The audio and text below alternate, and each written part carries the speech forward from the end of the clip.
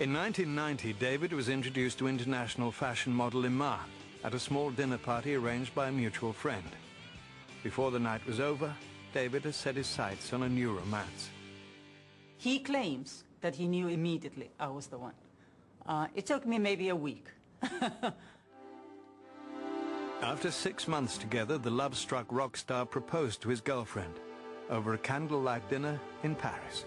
David courted me a very old-fashioned way, which was such a delight.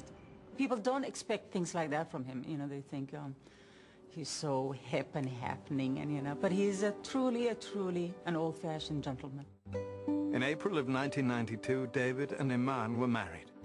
First in a civil ceremony, and again 6 weeks later at a lavish wedding in Florence, Italy. David's now 20-year-old son Joe served as his best man. At his wedding there was Brian Eno, Bono and Yoko Ono. And I thought, there's a gag waiting to happen, Eno, Ono and Bono. How often, do you get all three of those at one wedding? David swept me off my feet, and I'm still off my feet. He has managed somehow, I don't know, miraculously, to have my heart flutter when he walks into the room still. So, yes, he's definitely the one. He's definitely my one. In 1993, David's marriage to Iman inspired him to release his first solo project in 5 years.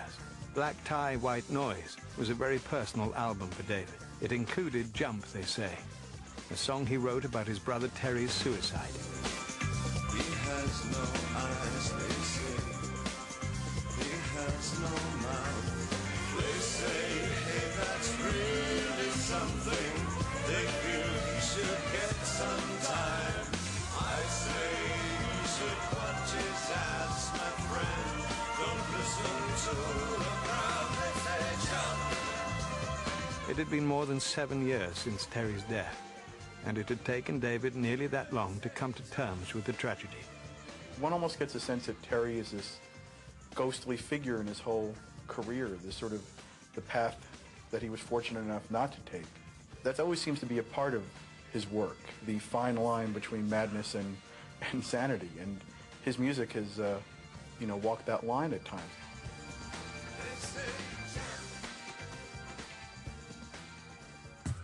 In 1994, David Bowie was making a name for himself in a new field, the world of fine arts. Painting had been a creative outlet for the musician since childhood. David has a great passion for art, and in the fine arts, people, anything having to do with David, they get excited about. David's accomplishments as an artist and art connoisseur were recognized when he was appointed to the editorial board of the highly regarded magazine Modern Painters. On the music front, David was invited by MTV to play on their concert series Unplugged. Unlike other rock stars who had done acoustic versions of their classic hits on the program, David wanted to perform only new material. This approach failed to fit the format of the show, and he chose not to appear. I think that artists should stand up for what they believe in. He said some things to me that I call Bowieisms that I keep to this very day. And he would say things to me like, Niall, if you come from art, you'll always be art. Bowie's choice to put artistry first was also evident in his next project. Outside was a concept album about art and murder.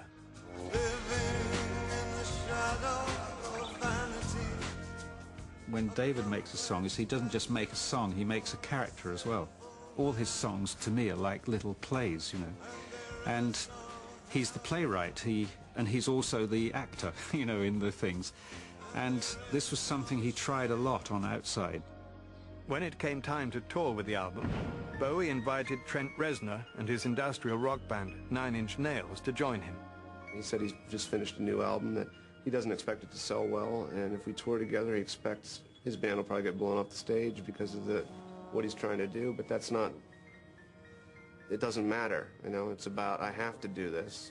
It's a kind of living. That fearlessness is really, it's inspiring to be around, and I think there needs to be a lot more of that in music today. There is no hell. Reactions to the Outside tour were mixed. The LP itself received some critical praise, but as David had feared, it was not a commercial success. Bowie took another chance with his next album, Earthling, and scored a top 20 hit in Britain with the single Little Wonder. Stinky weather, fat shaking hands, dopey morning dog grumping us. Little wonder then, little wonder, you little wonder you. In 1996, Bowie's wide-ranging musical achievements were officially recognized when he was inducted into the Rock and Roll Hall of Fame. He understands that he has a huge legacy and that he has left a big imprint on modern culture. He was not someone to look back very much. I think it's hard for him in a way nowadays because people want him to look back all the time, and David still, you know, he's concerned about his latest record. After nearly 4 decades of personal struggles and hard work, David Bowie now enjoyed a level of peace and satisfaction he had never known before. But despite his groundbreaking accomplishments, the multifaceted artist had no intention of slowing down.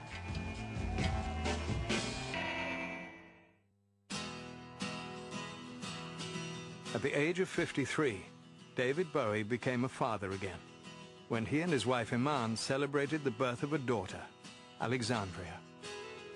David was overjoyed, and this time, without career obligations to keep him away from home, Alexandria quickly became the center of his life.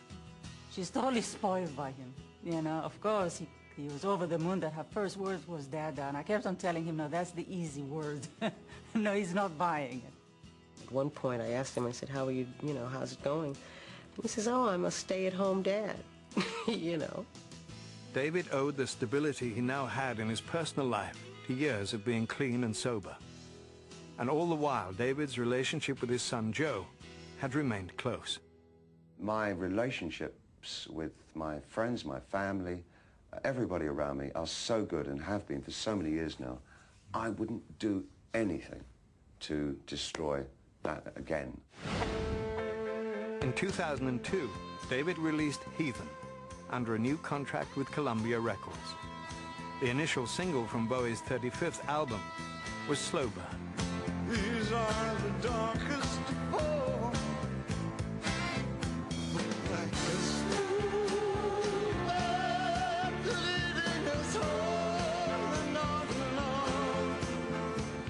In the fall, David also released The Best of Bowie, a collection of his most popular songs and performances.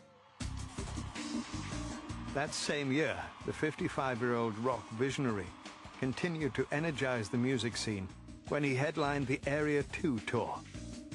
He was joined on the road by hip-hop artist Busta Rhymes and one of Bowie's avant-garde musical airs, Moby.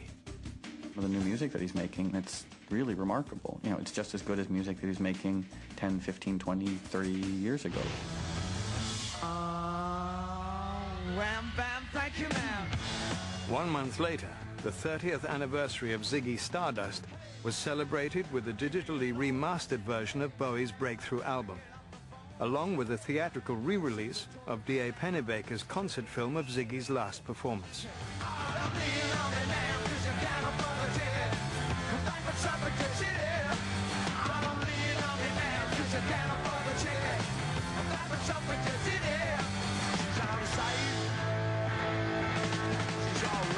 You can still put on Ziggy Stardust, and it could have come out last month, and it still sounds, somehow, it sounds pertinent, timely, effective.